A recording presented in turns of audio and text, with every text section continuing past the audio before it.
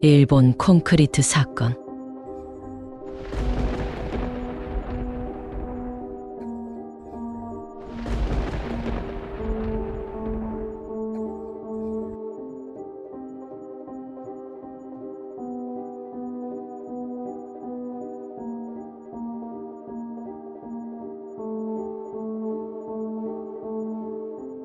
(1988년 11월 25일) 일본 도쿄. 한 소녀가 흔적도 없이 사라졌습니다. 그리고 44일 후 그녀는 상상도 할 수 없는 끔찍한 모습으로 발견되었습니다. 이 사건은 일본 역사상 가장 충격적인 범죄 중 하나로 기록되었습니다. 일본 콘크리트 사건, 인간이 어디까지 잔혹해질 수 있는지를 보여준 사건입니다.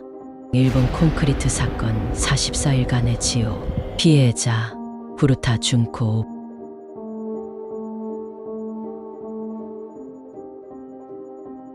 이 사건의 피해자는 후루타 준코구 티엔슌즈라는 17살의 여고생이었습니다.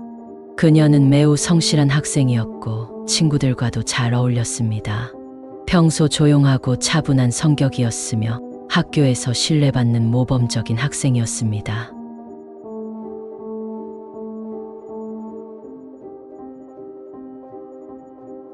그녀는 졸업 후 돈을 모아 평범한 삶을 살아가고 싶어 했습니다.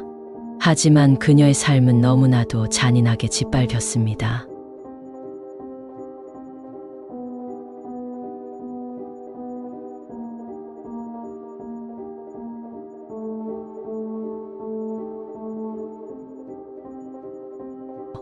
이 사건의 가해자는 총 4명입니다. 미야노 히로시공 예유스, 당시 18세, 폭력 조직과 연관된 인물. 오구라 조셔 장영, 당시 17세, 잔혹한 성격으로 유명. 미나토 노부하루 저우 센즈, 당시 16세, 부모 집에서 범죄 저지름. 와타나베 야스시 도비행공스, 당시 17세, 적극적으로 가담. 이들은 이미 여러 차례 범죄를 저지른 전력이 있었습니다. 폭력과 협박, 갈취의 성범죄까지 서슴지 않던 인물들이었습니다.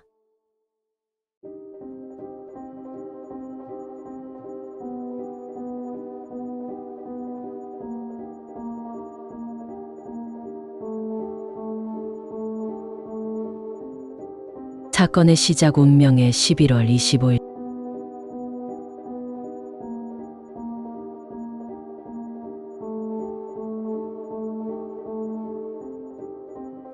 (1988년 11월 25일) 후루타 준코는 평소처럼 학교를 마치고 집으로 돌아가고 있었습니다.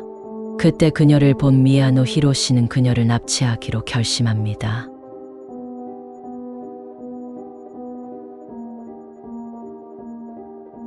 미야노는 일부러 길을 걸으며 준코를 유인했고 그녀가 방심하는 순간 뒤에서 공격해 끌고 갔습니다.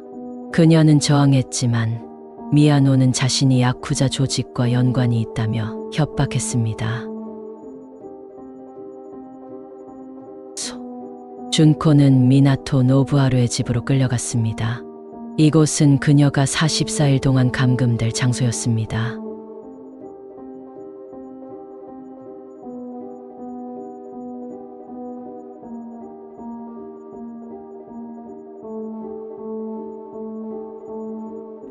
준코는 감금된 첫날부터 끔찍한 고문을 당하기 시작했습니다. 이들은 그녀를 강간하고 폭행했으며 가혹 행위를 즐겼습니다.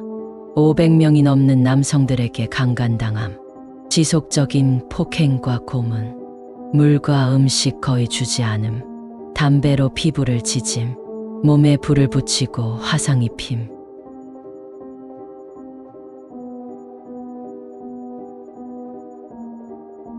준코는 여러 차례 탈출을 시도했지만 그럴 때마다 더욱 잔인한 폭행이 가해졌습니다. 그녀가 겪은 공포는 말로 표현할 수 없을 정도였습니다. 잔혹한 결말.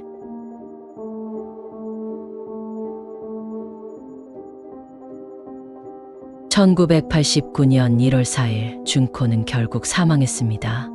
온몸이 부서지고 화상과 부상으로 움직일 수도 없던 상태였습니다.